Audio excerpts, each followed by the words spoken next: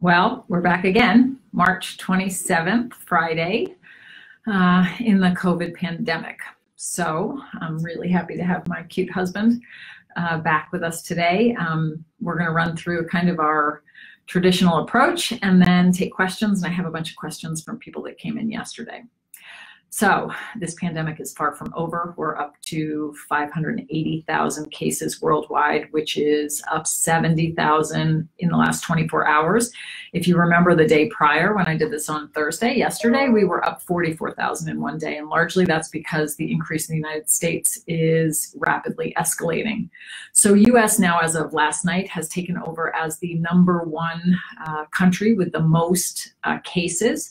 So that's, of course, concerning. So we've surpassed China, which is really leveled out at about 81,000 cases. So the US now has 95,000 cases, and that's up 20,000 cases in a single day across the US.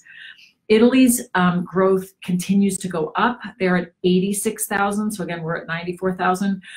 Their rate of increase is relatively stable. So they increased at about 6,000. But again, their healthcare situation is just horrible over there because they just don't have the capacity. Spain is continuing to increase quickly. They are at 64,000. Again, a jump of 8,000 in the last 24 hours. Our deaths climbed globally 4,000 people, so we're up to 27,000 people. What made the news this morning is that Boris Johnson tested positive. Again, it seems from what we know that he's not very ill with this.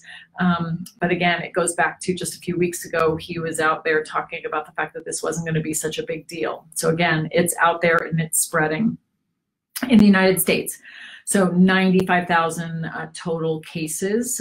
We have 1,400 deaths so far. And remember the metrics of what this virus is doing. About 20% of patients need hospitalization.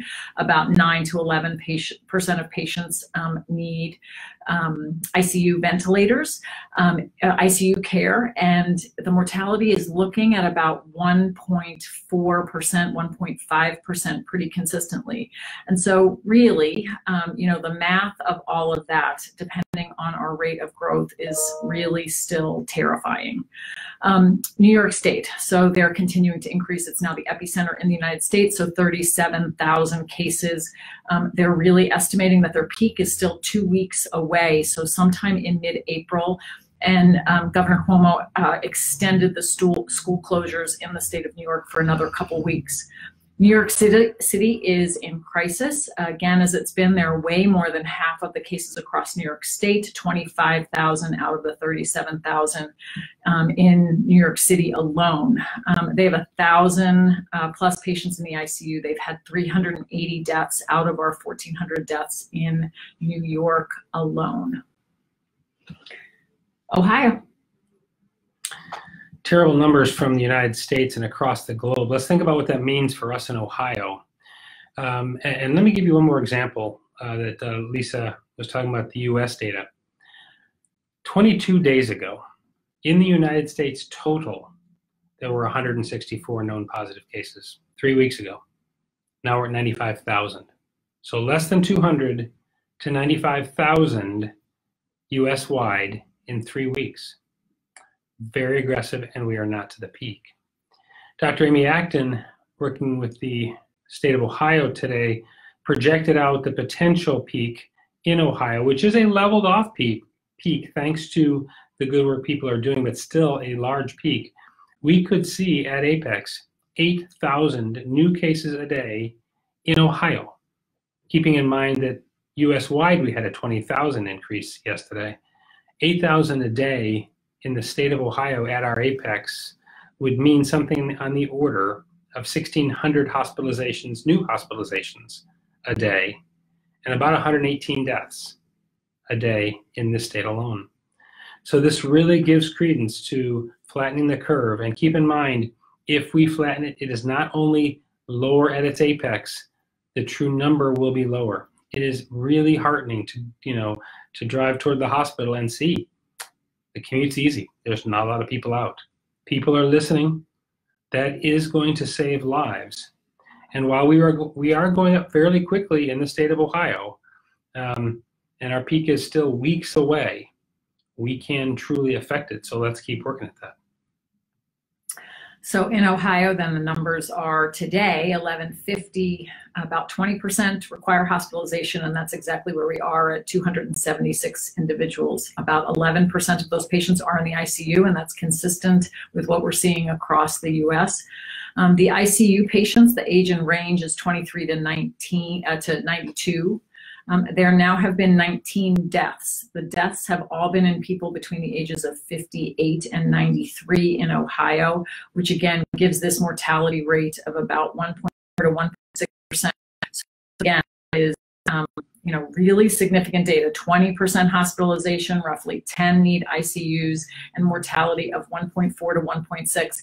And just to add on to what Art said about the number of cases potentially at a peak, if we really got to 8,000 cases per day in the state of Ohio, 20% of that is the 1,600 hospitalizations. That's 800 additional ICU patients a day. And the problem is, remember, this is a long virus, and the patients that need ICU care and that need to be on ventilators and have severe ARDS, it's long, right? So it's 20 days, and that's very atypical for the rest of our ICU patients historically.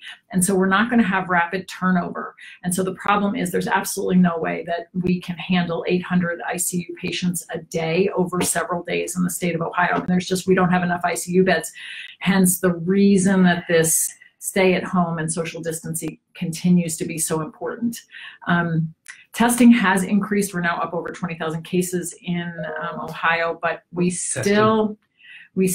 had several patients in the office call today thinking that they have mild illness, and they probably do. So of course, we're not even capturing those patients in our data of the numbers. The problem is, and two of them in particular today, certainly could have them come here and get tested. The problem is the lag in duration of getting the results now back from LabCorp in my office is about 7 days. And so the information is not all that helpful, doesn't change the patient management. And as you've heard, every time we bring a patient in, we're using resources and potentially exposing healthcare workers and using PPE and using testing. And so again, for people who are presumed positive, if they're not really ill, not everyone needs to be tested. Sure. So we'll take some questions.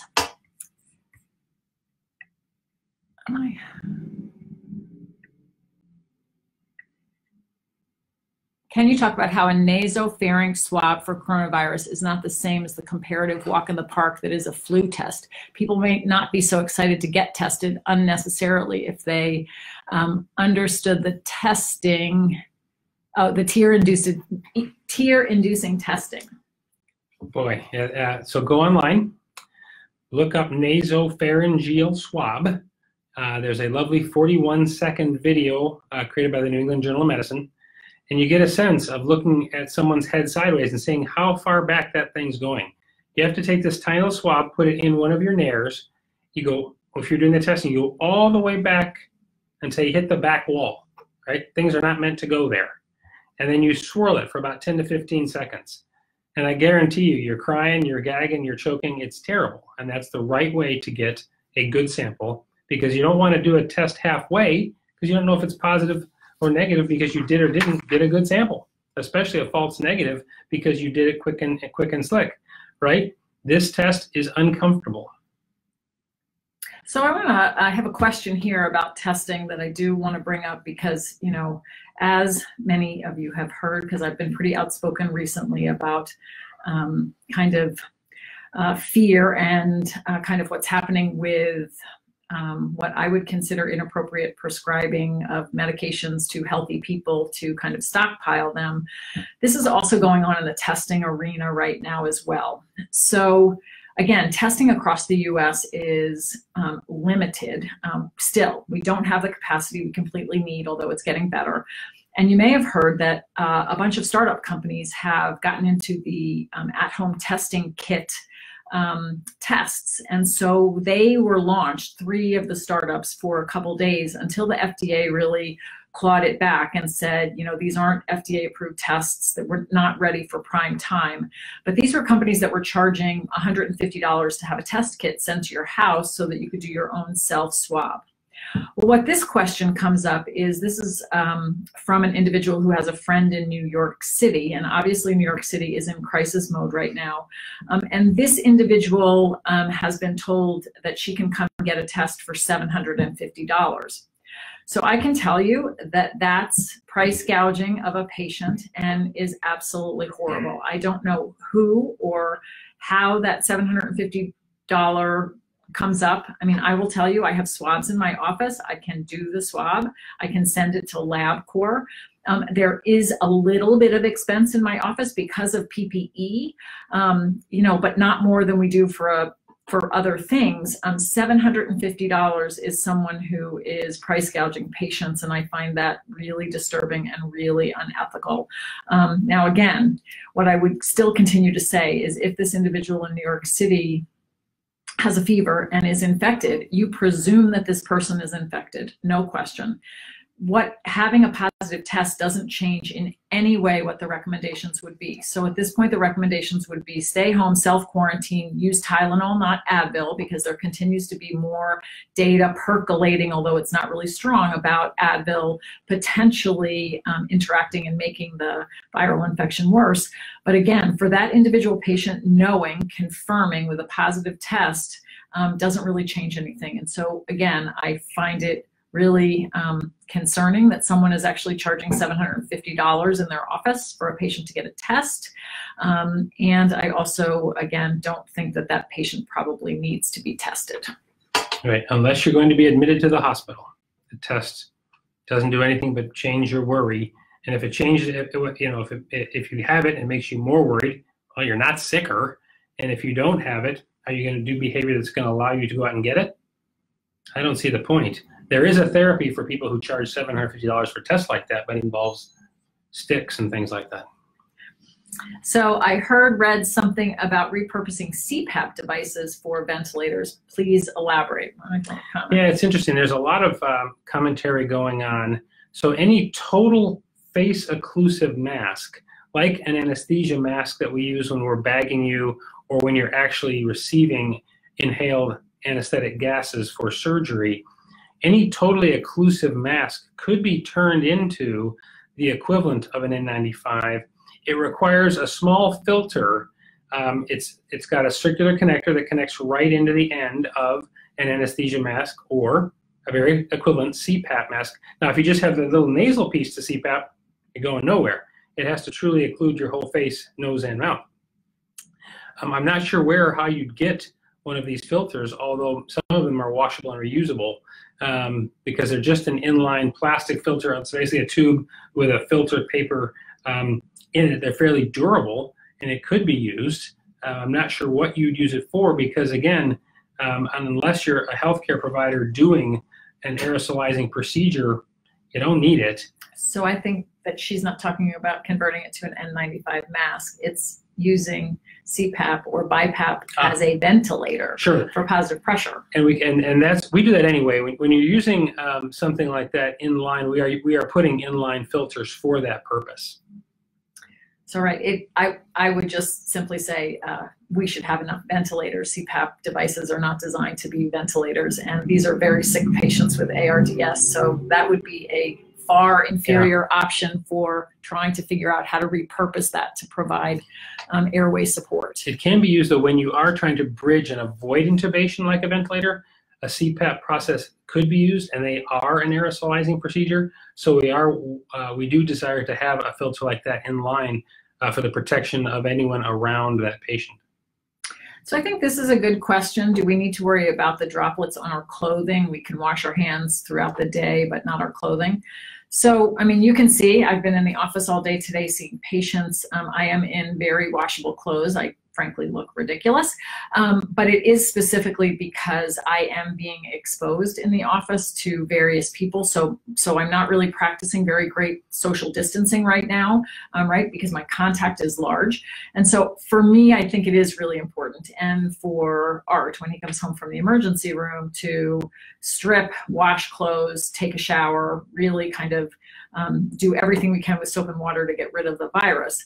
If you are a person who's at home, who's really interacting with very few people and the same people all of the time, I'm not so worried about, having droplets, on your clothes. Although, again, washing your clothes with soap and water in the washing machine on hot is probably a good thing if you've been out shopping in Kroger's and you've been, again, your shared distancing has not been limited. There is some data that viral particles can live for some period of time on clothing. So again, if you're concerned and you've had a lot of contact, I would wash your clothing. And certainly if you are someone who's going to visit an elderly relative because you need to, or someone who needs your help, that's a time where, again, if you've been out shopping in Kroger's, and it's an elderly at-risk person, I would do what you can to be really mindful about washing your clothes and putting on a clean set of clothes to go.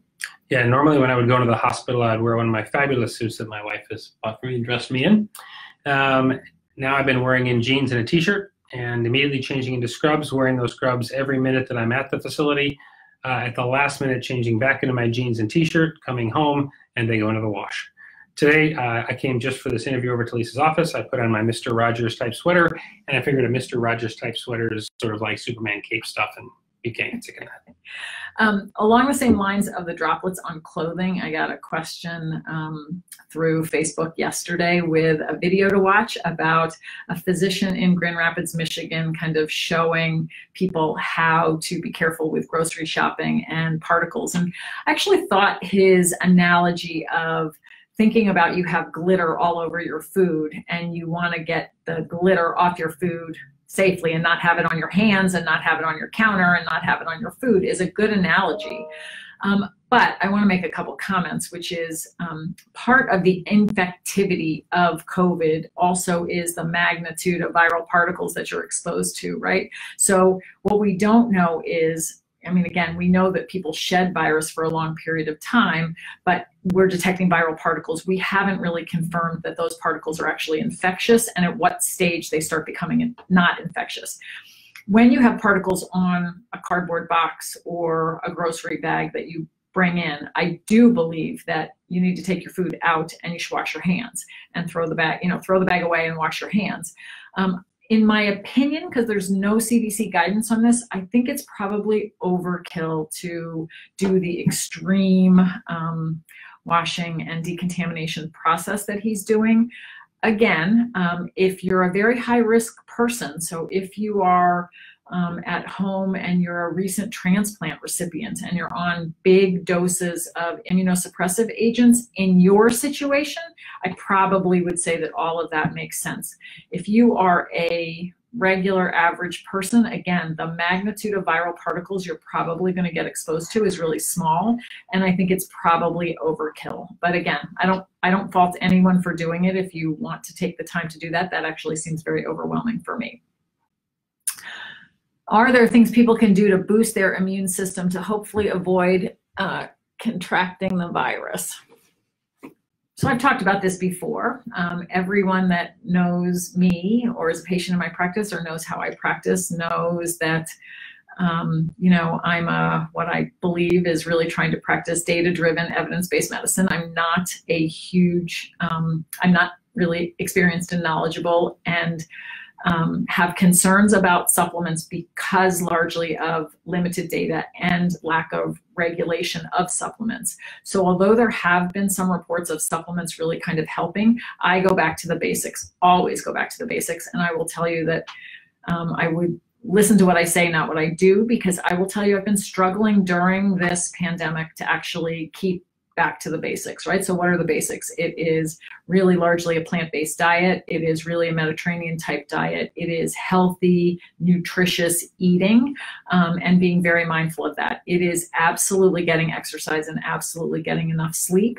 And it's meditation and stress management too, because certainly a revved up, anxious patient has lots of catecholamine release, and we know that that definitely can affect immune responsiveness as well. So it's really, again, healthy diet, sleep, exercise, and I don't know data on any supplements. And again, the problem with supplements for me is that you never know exactly what you're getting. What are your thoughts on doing things to boost immunity? I think I talked about that. Do you think the disease presents so differently regardless of age? Some people have no symptoms, some have mild, high fever for weeks, some have just mild symptoms. No, it's interesting. I mean, this is a coronavirus, which is the family of the cold viruses. And if you think about it, why do some people get colds more often or symptomatically worse than others? I mean, it's interesting. If you get a standard cold, you develop some degree of immunity, and it lasts for some degree of time. There are individuals who get a cold every other year, every third year, every year. We're all different, and the amount of immunity we hold on to and the duration to which we hold on to it varies a ton between people. Also, when did it catch you? Did it jump on when you were, you hadn't been eating well, you're tired, you're stressed or whatever? Were you more susceptible for those reasons? This is totally new. Some of us are a little bit ready for it because of some cross-reactivity with other viruses, and we're rested, we're healthy, we're feeling good. Others are a little bit down. And then beyond those hypotheses, and that's what they are that I'm throwing out, those are hypotheses. I think these may have part of the explanation. There's a lot more we don't know about this new thing. Right, and I would just add to that, right? So whatever happens with this infection in terms of the cascading inflammatory response that leads to this incredibly aggressive pulmonary ARDS picture, why that happens in some people and it's not happening in others is really poorly understood at this time. And I think that there's a lot of IRB applications for clinical trials in a lot of arenas right now. And I think there's so many important things that we need to quickly learn about this disease and this virus. And that's really one of them, because again, what's wonderful about medicine is what we say, you translate basic science into treatment options and a better understanding. And that's part of the whole drug development process, right? So the more that we actually understand this cascading inflammatory response, the better we'll be able to have targeted therapies to really treat patients who are critically ill and sick, because the mortality rate, as we said, is higher than we want it to be, and the duration of this terrible ARDS picture is really long. What are your thoughts on boosting your immunity with vitamin C, vitamin D, phytonutrients, resveratrol, any help, any downsides? So I would just say one thing, and again, I think you've heard, I've already said I'm not really a supplement expert, and there are certainly people in Cincinnati who are very knowledgeable in this, and if you're really interested in this, I would see one of them, and I'm happy to make recommendations.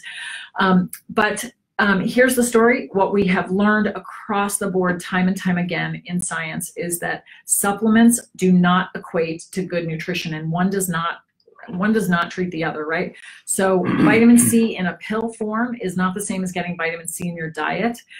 Calcium in a pill form is not the same as getting calcium in your diet. Fish oil in your diet versus pills are clearly not the same. And so again, I go back to the basics, which is good nutrition. Yeah, there's a large study looking at vitamin C in certain episodes of sepsis, and it just hasn't panned out. Realistically, when can people safely visit elderly relatives? 2 months, 6 months? It's not this month, it's not April, and it's probably not the first half of May, depending on how you look at it. Yeah, we don't know. I would say bare minimum 2 months before you should be planning. We really should be looking pretty far out. Right. They are the most at risk. I think, right, when you start to think about the numbers that we're talking about, and again, 8,000 cases a day in the state of Ohio is what's predicted to be the peak, and I hope with all my heart that our social distancing early, like we've done, thanks to our governor, is going to mitigate that peak, and that's going to be an overestimate, and we're all going to celebrate if the peak cases per day is 1,000 a day, because the difference between 1,000 a day and 8,000 a day is huge in terms of the demands on the health system. But again, we really have no idea when the peak is going to be, but I think that it's longer rather than shorter. And so New York, again, if we think they're going to peak in about 2 weeks in mid-April, to me, that makes me think that we're really 4 weeks out here in the state of Ohio. We're really looking at the end of May. I'm sorry, the end of April, the beginning of May before we hit our peak. And when we start to come down and when we've crossed over is anybody's guess. But again, I'm really anticipating that it's May, sometime in May. So when September comes and we're all thinking, wow, that was something, would you rather say, boy, I wish we would have done more, or gosh, maybe we didn't need to do all that much? We have to decide, and I will personally choose to say, boy, we didn't have to do all that. What a celebration that will be, but we'll feel pretty foolish if we say, we could have done more. I agree. What's your opinion regarding elderly relatives leaving their home and going to rotating between 1 to 2 family members' homes? Minimize. So, there are all kinds of circumstances. And again, this is very gray, and there's really no right or wrong answer to this. I would tell you, in the debate last night with President Trump's press briefing, was talking about, really isolating areas that are high, low, or medium risk. The problem is the coronavirus really doesn't understand the calendar, and it doesn't understand county or state boundaries. And so again, to me, that seems like a highly ineffective approach right now, right? Because we're all driving all over the place. And if we go back to normal, we're all crossing state lines and we're all crossing counties. And again, it's going to be a problem, in my opinion. The same really is true for this question about transitioning family members. I mean, I'm the first to say it depends on the situation, right? If the elderly relatives really require a lot of hands-on care, and it's really a lot for a single individual or a single group of family members to take care of, then you've got to move them. There's just no other choice. I mean, you have to keep them safe and cared for. But in a perfect world, the less you can move them and the more isolated in terms of who the caregivers are, the better. But again, we all are dealing with real life, and sometimes real life doesn't make it easy for us to have the social distancing that we would like to have. Advice for patients with COPD. I'll give it to you. Really stay home. If you think about it, this virus necessarily, by the way it attacks cells, goes through the ACE2 receptor, medical jargon, that exists largely and most importantly on the lining cells of lung and on the outside membranes of lymphocytes, blood cells, a certain type of white blood cell. If your lungs are compromised at baseline from emphysema, COPD, whatever you want to call it, asthma as well, you need to be doubly careful, because the impact and the effect it can have on you, frankly, your risk goes up significantly with any cardiovascular disease, as we've spoken in previous episodes. But lung disease like that places you greatly at risk. Isolate. So I think this next question is really a terrific question, and I'm going to hypothesize about it, but I don't have real data, any specific data on the effect of tobacco usage increasing the susceptibility to COVID-19.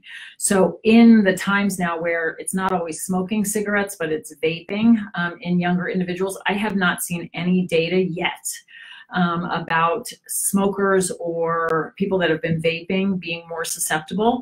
But if we just what we know about inhalation of tobacco is that it definitely affects ciliary clearance in the upper airways and the nasal passageways. And so my expectation is that we will see that there's an impact, and that people are more likely to be infected and have a serious infection if they're smokers or vaping. But to be honest, I'm completely blowing smoke up your skirt, because I have not seen that data yet from China or from Italy or from anywhere But smoking is bad. Vaping is bad. Don't do it for any reason. And my guess is we will, by the end of this, know that it makes COVID worse. Well, let me just comment briefly. If you know you have a problem, there's a fire in the hole, why would you throw on gasoline? Maybe it's only a small amount. Maybe smoking only makes it a little worse. It isn't going to make it better. So why would you throw any extra gasoline on a fire? So this next question is a tough one as well to really answer. If you're deemed essential business and had an employee visit the hospital for testing or ER, should they self-isolate before returning to work? And this is really changing. And the problem with this right now is, right, we don't have a rapid test here yet. And it's available, and we've got to get to the place where someone like this can have a yes or a no in 3 or 4 hours, and we can make a decision on that. In a perfect world, if their exposure is high, and again, certainly if they're having any symptoms, if they're having no symptoms, then my question would be, I'm not sure why they got tested. But again, they must have gotten tested for a reason. And so if they're having symptoms and they're waiting for a test, I would say they probably should isolate, even if they're an essential business. But believe me, again, I know of situations where that statement doesn't fit with the reality of the situation. And again, this is not perfect. We're all doing the best we can. But again, we just need to get more rapid testing. Is it possible that we will get a second round of COVID this coming fall, winter? Sure it is. So there's a couple things to think about.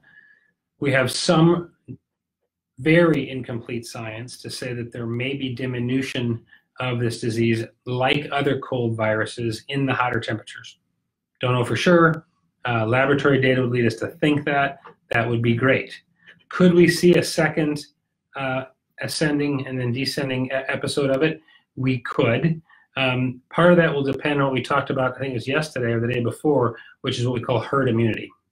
The more of us who unfortunately get it now and develop immunity to it, that really diminishes a disease process's ability to spread throughout a population.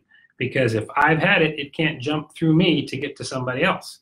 So a lot of us are going to get it. A lot of estimates in the 40, 50, 60% range say we're going to get it. A lot of us will be asymptomatic, but we will develop immunity, and that should blunt any second come around.